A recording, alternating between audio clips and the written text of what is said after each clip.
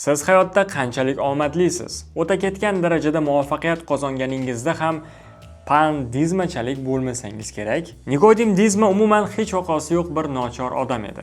Hatto amallab qornini to'yg'azish uchun ham pul topa olmasdi. Lekin kunlarning birida u katta amaldorlar, davlat arboblari yig'iladigan ziyofatga taklifnoma topib olganidan keyin boshiga baxt qushi qo'ndi. Dizma o'sha kechada kun qahramoniga aylandi.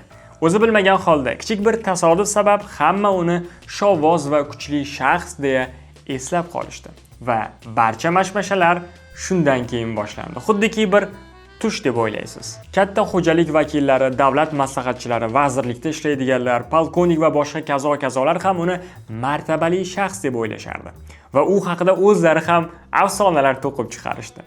Shunchaki qahramonimizning ehtiyotkorligi va ozgina omadi borligini hisobga olmasa, u deyarli hech narsa qilmasdan bank raisligigacha ko'tarildi. Mansab shunday narsaki, u sizni aql hushingizni o'g'irlab oladi. Hayollaringiz faqat mavqeingizni omon saqlash va unga hech qachon gard yuqtirmaslik haqida bo'lib qoladi. Buning uchun esa siz hatto qo'lingizni qonga bulg'ashingiz ham mumkin.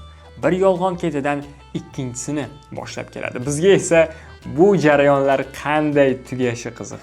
To'g'risi, yaqin oylar ichida o'zim berilib o'qigan kitoblarimdan bittasi. Agar sizga ham bu voqealar yakuni qiziq bo'lsa, kitobni o'qib ko'ring.